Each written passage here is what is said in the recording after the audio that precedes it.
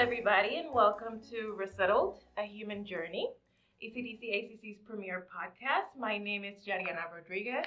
And I am Nesia Munezero Kogaya. First of all, let me say to you all, happy holidays.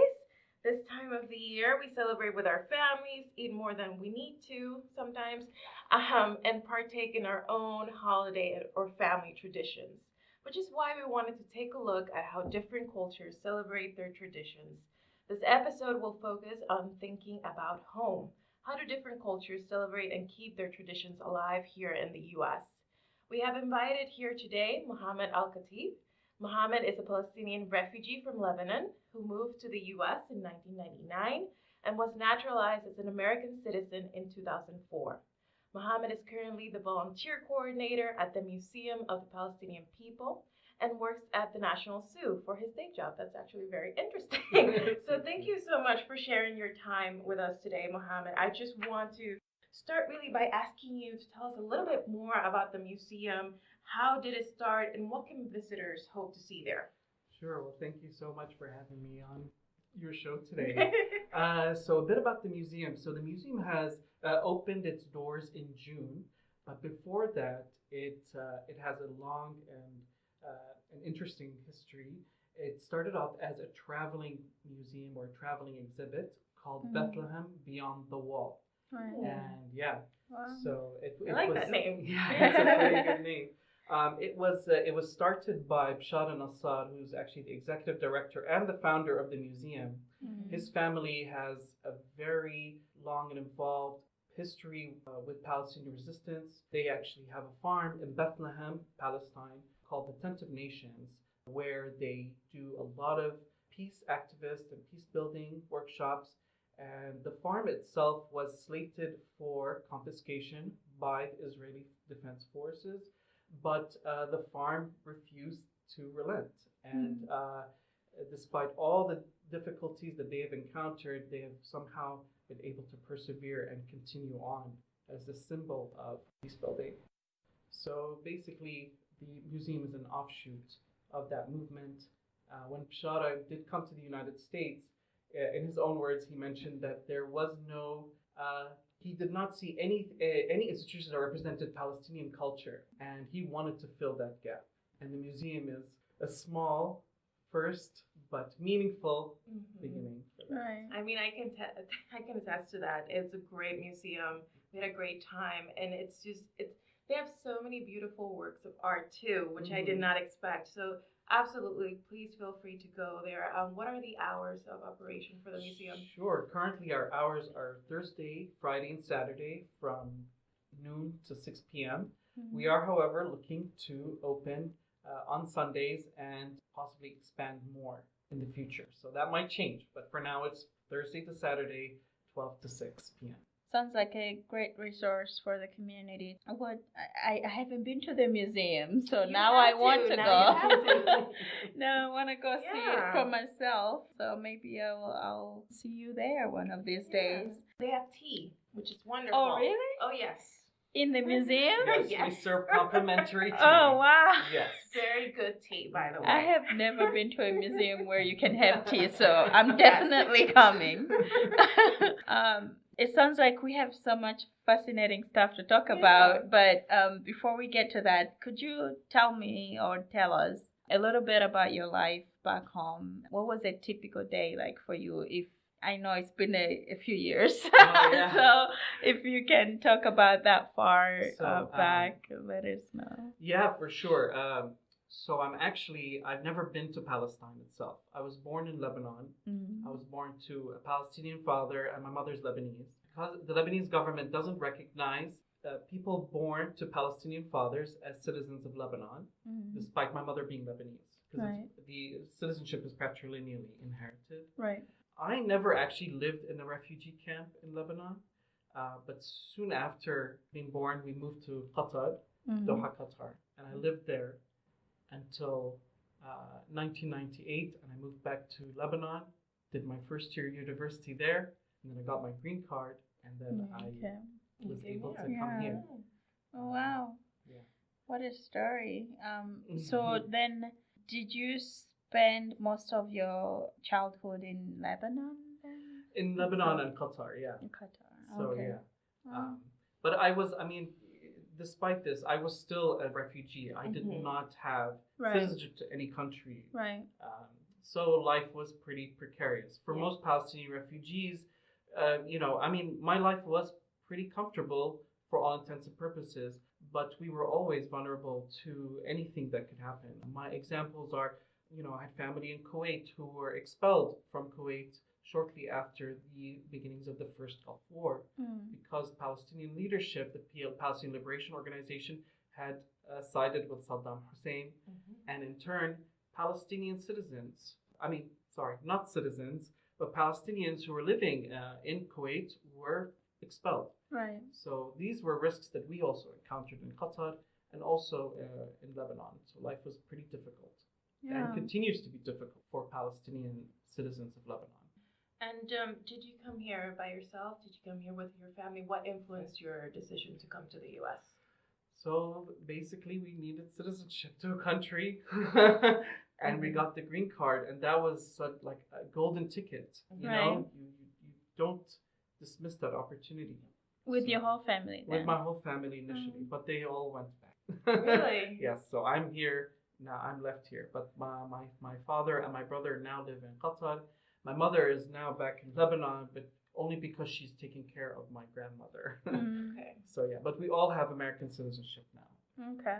So So having lived in all that uncertainty of, not from the way you describe it, I'm assuming it feels like you don't belong to any one of those places specifically, even though you belong to all of them. Yeah. Also, it's that kind of strange middle where you are from so many places and you start to wonder which one is home. How did you feel knowing that you were going to come here? What did you imagine or want your new life to be like? it was exciting and terrifying at the same time. I'm not gonna lie, I kind of protested. I didn't really want to. Oh, really? I was happy. I was, university in Lebanon, Right. my first year, but I understood the necessity Mm-hmm. for having to obtain citizenship. Years before, we had tried to petition the Lebanese government to give us citizenship, and that failed. Right. So this was even more crucial for us, for me, my father, and my brother, to obtain citizenship to a country, and the green card allowed us to do that. Was it easy for you to continue your studies once you arrived? Yeah, it was. I mean, I applied for universities here, and I transferred. Okay. I moved to Massachusetts, actually. Yeah. So yeah, so I was in Massachusetts up until 10 years ago. Yeah. So I was there from 99 to 2009. Oh, wow. Yeah. Okay.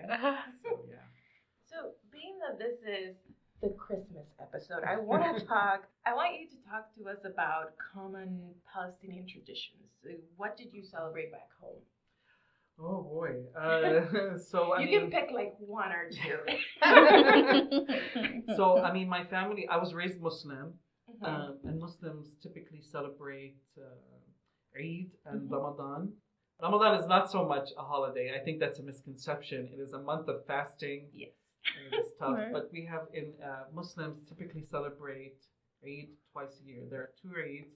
There's one called Eid al-Fitr, which happens right after Ramadan. And the second one is Eid al-Adha, or Eid Festival of Sacrifice, which happens, I'm not 100% of the date because there are lunar holidays, so they change every year. But typically, Eid al-Adha follows the pilgrimage. So people who go do the pilgrimage in Mecca. Right. So I used to celebrate both, and it just involved lots of food, visits to family, and of course, kids begging for money. Yeah. Well, it sounds a lot like Christmas. Universal, Oh, right? yes. Pretty Yeah. universal. It sounds so here. much like Food, Christmas. family asking for money. Money, Yes. Yeah, yes. and gifts. Oh yeah, Yeah. for sure. We actually, in my family, we grew up, we're Christian, and we grew up celebrating Christmas as a double celebration because it's also my dad's birthday. So we didn't do the gift thing. Really? We found that here in Really? the US. What we did was back home, we would get new outfits everyone in my family would get a new outfit, and then we would eat all the food we don't normally get to Yes. eat, or if we did normally get to eat it, we would eat more of it. But the whole exchange of gifts thing was new to me when I came here. So it sounds very, similar, and it's just family time, Exactly. Yeah, and just to also be clear, I did have a lot of Palestinian Christian friends, and we would celebrate Christmas with them, Right. and Easter too. I loved celebrating Easter. Mhm. The whole painting eggs. I mean, that's also pretty common. Yeah. Yeah. Amongst people who celebrate Easter, and so there are Palestinian Christians and Muslims. I mean, unlike other Lebanon, there are a little bit of religious tensions there between Muslims and Christians, or between Christians of different sects and Muslims of different sects. Oh yeah. Palestinians, we are very close. I mean, I speak this from my own experience. It's like we're one big family, regardless of our religion. Oh, great. So how do you keep some of those traditions alive here in the U.S.? Especially now that your family is not here, what do you do? So I'm not I'm not probably the best person to ask this because I've not really been as involved. I mean, so up until my involvement with the museum, I had kind of like lapsed my involvement with the community. I was very close to my, I had lots of family in Massachusetts, people who had immigrated there before me, my uncles, for example, so we were close there. But I mean, here I have a circle of friends, Muslim friends, and we get together and we celebrate. We especially for Eid, we will cook something, right, and have a communal meal. Mm-hmm. But admittedly, it's not as it's more of a challenge than right, celebrating something like Christmas, which is so much more more ubiquitous and available. Mm-hmm. Yeah. So, are there any customs from your home country that you were surprised are not as commonly celebrated here? And what did you find here that was surprising to you that you weren't used to before? Do we have like another hour? Maybe you can pick one American custom that was like weird to you. Of course.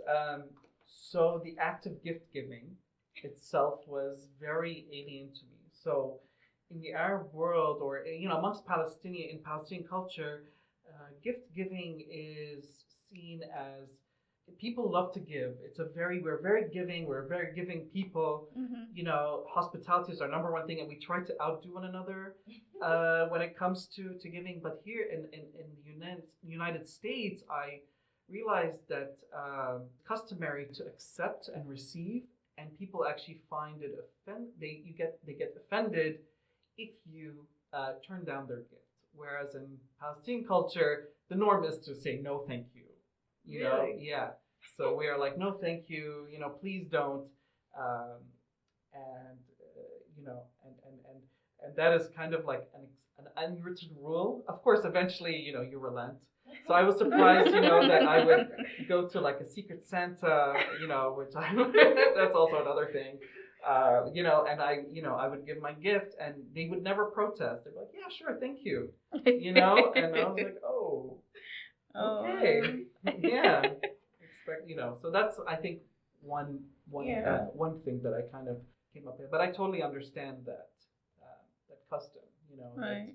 That, in the Arab world, it's customary to say no, to refuse politely at first, anyways. Mm-hmm. Whereas here, it is customary to accept, and people get offended when you do turn them down, as I had learned the hard way. All the gifts, yes. So for people who are looking for a community in the DC area, are there groups that Palestinians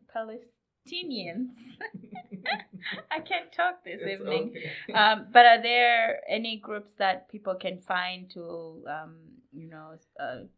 spend time with and get back into the traditions that Palestinians normally celebrate together? That's a pretty good question. We are very close knit units. We definitely take family very seriously as Palestinians. So sometimes it might be a challenge for a Palestinian student coming with no relatives to really fit into at least into the Palestinian community without you know knowing somebody who's Palestinian. Right. But we do have a few.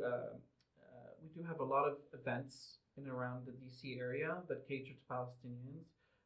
Each year we have a Palestinian trade show. Um, yeah, we do, and it's a really great way to meet and network with other Palestinians. Yeah. And we also have the Jerusalem Fund, which is also based here in DC, and they do host a lot of events. Um, Wow. from And time there's to the time. museum. Yes. And there's the You museum. stole the words right out of my mouth. The museum is definitely a place where we take community very seriously. Mhm. I have tried, as a volunteer coordinator, to really drive home the sense of family and Mhm. community. As I've said many times to our volunteers, it's more than just contributing to the museum, it's being part of a greater family. Right. And I take this very, very seriously. Yes. Mhm. And I will also say you make a great museum guide. Thank He's the one you. who guided us during Mm. the birthday. It was great. So I want to talk to you about homesickness, and this is the one question I knew I had a lot of stake in because I experienced that myself when I moved to the States, and it was very new and unfamiliar for me because for example, when I moved here in 2014 to Connecticut, and I remember that the first few weeks, it was like I couldn't breathe properly, like the air was stale. And there was nothing wrong with it. I realized when I went back home that it was because I couldn't smell the ocean anymore. I spent more than 2 years working as a hotel manager in a hotel like right by the sea, and I missed that. So, talking about homesickness, did you experience that here? And can you tell us about that experience as well? Oh yeah, I experienced severe homesickness, and I continue to do so. I mean, my heart really is back in Lebanon. I love this country. I'm proud to be an American, but at the same time, I most of my childhood was spent abroad. I came here as an adult essentially, Right. and so I still have a lot of family, a lot of memories, a lot of friends back in Lebanon, back in Qatar. Um, and up until pretty recently, I have actually, I did not go back very often, and it was pretty difficult. I mean, just speaking, I just miss the sense of family. As I mentioned before, Palestinians take family very seriously, and so being here, it's very isolating. Mm. And the work culture, I know it does not need to be said, Yes. but you're expected to work and Do your prioritize job. that. Mhm. Yes. Uh, Yes, I do get that a lot, and I think that for homesickness, there is no cure really. It's something that you have to live with when you're here, especially like I myself, like my whole family's back in Puerto Rico, so I'm just here with my husband and a few friends, and it's very hard to not be able to talk to your family members, to your mom, to your siblings, or be part of their lives, and Yeah. I think that's something that I'm always going to miss no matter where I go. So I get that. But I am going to move to a lighter question. It's actually my favorite question of the episode because it's related to food. So obviously, I think food is such a powerful way of staying connected to your culture. Can you tell us about one dish? Because I know there must be so many. One dish that always reminds you of home. Oh boy. Difficult question, I know. Yeah, it is. But it's a good question. Mhm. I think my favorite dish, and this is not strictly a Palestinian dish, but it is definitely one that I grew up with. It's called mlokhie. Explain this to me. Yeah, I will explain it to you, Mm. and I'll tell you a story around it. So mlokhie is basically crushed leaves that from a plant called in English the Jute mallow tree, and basically we take these leaves and we mash them up, and then we boil them with cilantro, and it turns into this thick, gooey, but very delicious stew that you pour over rice. Oh, And okay. you You got me. Yeah, you add garlic and chicken. Mm. Now, I one time I decided to make this dish for my friends here in America, and it didn't go so well because I mean, I literally had people, staring at their spoons for minutes on end, trying to decide if this was edible. Trying to see what the gooey thing Yes. was. And then I spoke to my mother about the incident afterwards, and she's like, Mohammad, you're so silly. You don't cook this for white people. They're not going to get this dish. So yeah, lesson learned, but it is definitely one of my favorites, and every time I see it crop up in a menu, or I go over to somebody's house, or when I make it, it really reminds me of home. So what you're saying is that you're going to bring us some. Yeah, That's what if you're if you have the stomach for it, I for absolutely sure. do. Yeah. What about you, Nessie? What is one dish that reminds you of home? Oh my goodness. Just one. You can only pick one. I'm sorry. I don't know. Burundi has all of the food that you would eat here, just cooked differently. People always ask me, you know how Nigeria has like jollof rice or other things you guys probably have met before at somebody's house. We have what if you ask me what are you making, I'll say rice and fish, or we don't have specific dishes that we So what is the difference? we don't have like specific dish names, Okay. but there are things that we most people eat that I really do miss sometimes, like plantain, but not the ripe plantain. We cook the green plantain. Thank you. Yes. That you can cook with beans or with fish, or and when I went home recently, somebody made it with a green. I don't know if it was spinach or a different kind of green, but it was the perfect dish. It was she cooked it for breakfast with tea, and I was thinking about the whole day. I was like, this is just, and it's not the kind of plantain we cook back home is not the kind of plantain you can get here. So even if I try to remake it, it won't be the same because it's a completely different plantain. I agree with you. And it's just delicious. Yeah.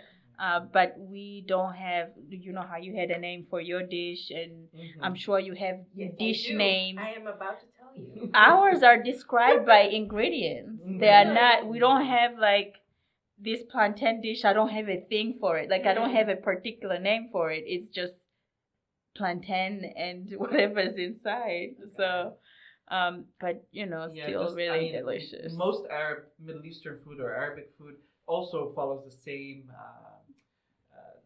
pattern. I mean, if that's a word. Like our names are basically descriptors of the plates. Exactly. Yeah, that's ours too. And a lot of it is things you would eat other places as well, especially if you are on the African continent, but cooked differently, or maybe we don't use as much seasoning or as other people, or we don't use the exact same ingredients, but it's still delicious, and you don't have a name for it. You just know what's inside and you enjoy it. It reminds you of home, and that's yeah, definitely. And back home, like plantains are like our staple.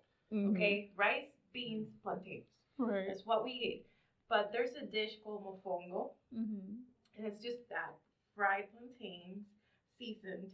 And then you can have it with shrimp, chicken, skirt steak, whatever you want. Right. And it's just the one dish I always have to eat when I go back home, because that's when I can actually say, okay, now I'm home after I have that dish. For me, that dish is a fish that we can only get from Lake Tanganyika. So Lake Tanganyika is the second deepest lake in the world. Second or third. Now I'm forgetting all my life lessons. But it's one of the top 3 deepest lakes in the world. And you can only get this fish. We call it omukeke. You like can that only name. you can only get it from Lake Tanganyika. And so when I go back home, it's the first thing I want to eat because that's the only place. Well, you can get nowadays they can ship it here frozen, but it's not the same, no. you know. So when I go back, I want that first of all before anything else. Give me that, and then we'll talk about all the other. Yeah. Oh yeah. So what advice would you give to a refugee who is new, had to leave everything behind to be here? Oh, that's a difficult question. I mean, I would say be strong, be confident. A lot of Palestinians who move here, they want to shy away. They think of American foreign policy, and they think that the world is against us. I mean, they think. I mean, for years I thought of America as an adversarial entity, something that challenged my existence as a Palestinian. Right. So I say, don't come here with that mindset. There are a lot of Americans who are your friends, right, who are advocating for you and your well-being. On a more practical level, definitely seek out community, and don't be scared to take advantage of the resources available to you. Right. These are things we learned the hard way.